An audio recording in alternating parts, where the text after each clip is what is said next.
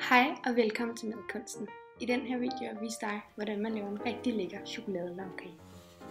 Start med at tegne en cirkel på bagepapir, der er på størrelse med din springform, og klip bagepapircirklen ud. Smør bunden af springformen med smør og kom bagepapircirklen ned i. Og tryk den ned, så den klistrer sig fast til smør. Tag noget smør på et stykke køkkenrulle og smør formen rigtig godt.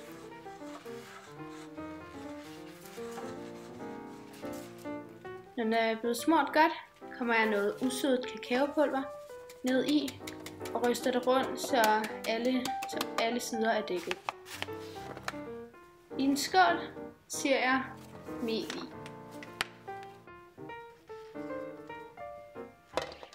Jeg ser også kakaopulver i.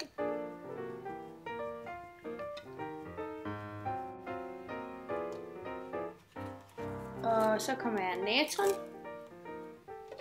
og bagepulver i. Så tilsætter jeg sukker og salt.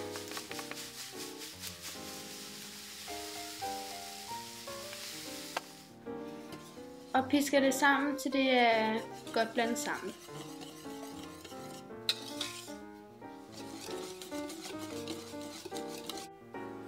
I en ny skål kommer jeg olie og kernemælk i.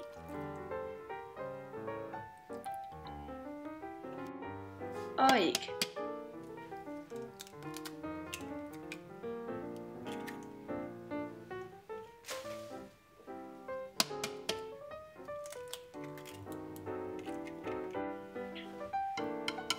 Så pisker jeg det sammen, til det er en ensartet masse.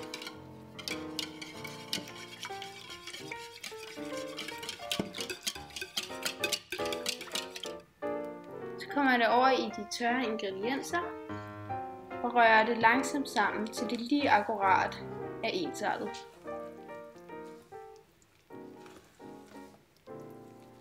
Og der ikke er flere tørre klumper mel. Så kommer jeg kaffe i, lidt ad gangen. Og dejen den bliver ret tynd af al kaffen, men det er meningen, at dejen den skal være så tynd, så kom det hele i. Og så skal det over i de forberedte forme.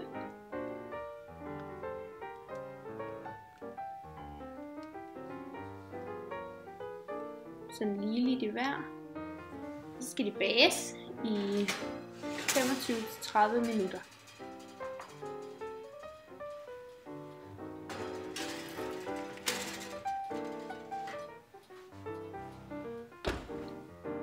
Til cremen starter du med at hakke noget god kvalitetschokolade, sådan relativt fint, for det skal smeltes.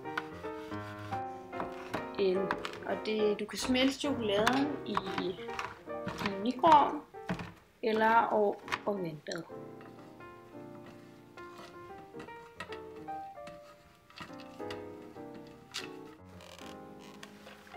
Så tager jeg noget stuetempereret smør og pisker det luftigt med håndmixer.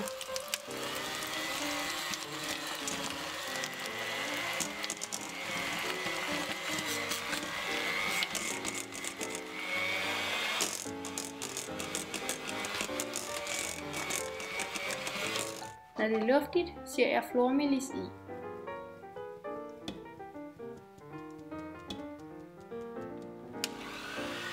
Og pisker det sammen.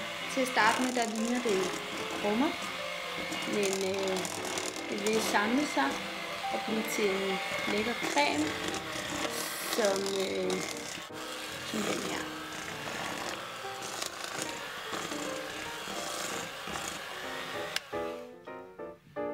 Så skal chokoladen i, og chokoladen den er selvfølgelig smeltet, men den er også afkølet en lille smule. Og det er godt, fordi så smelter den ikke smøret i cremen. Så skal det røres sammen, så det lige akkurat er ensartet.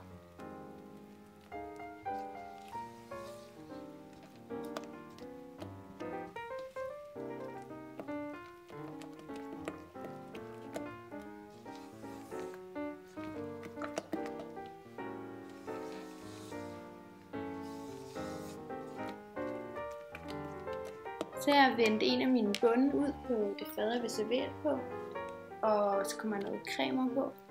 Her ser bunden ud, som om den er brændt, men det er fordi, der er så meget kakao i dejen. Det gør, at bundene de bliver rigtig mørke og brændt lignende, men de er altså overhovedet ikke brændt. Og når man bærer den, så lugter de heller ikke brændt på den måde. Men de smager rigtig, rigtig godt. Så kommer jeg den anden bund ovenpå, og det er lettest at placere den lige hvis springformsbunden den er ovenpå. Og så kan man bare fjerne det bagefter. Det er jo meget lavt, når der er bagepapir på.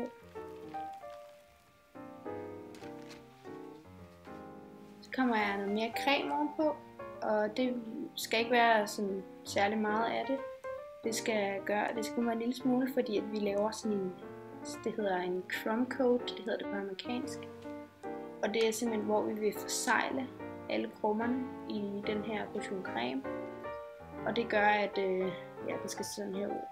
Det gør, at der ikke kommer nogen krummer i det sidste resultat, man ikke kan se dem. Så skal den i køleskabet indtil cremen den har sat sig og lavet sådan en slags skorpe. Så skal den have den anden halvdel creme ovenpå. Og så kan du smøre den også ned ad siderne og prøve at gøre det så glat som du overhovedet kan. Så kan du sådan set pynte den på den måde du har lyst til. Men start lige med at tørre kanten af, fordi det gør også rigtig meget til kagen. Så skal du pynte den. Jeg gør her med hvid chokolade i en plastikpose, som jeg har klippet lille folder, så laver jeg sådan nogle kruseduller-agtigt oven på kagen. Så tager jeg sådan nogle spiselige guldperler og drysser ud over. Og så pynter jeg også med sådan noget rødt sukker. Hvis du ikke kan finde rødt sukker, kan du bruge en anden form for creme. Og så skal den lige i køleskabet i mindst en time før servering. Og så er den ellers super, super lækker.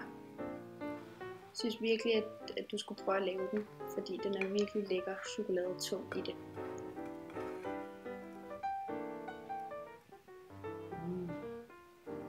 Velbekomme.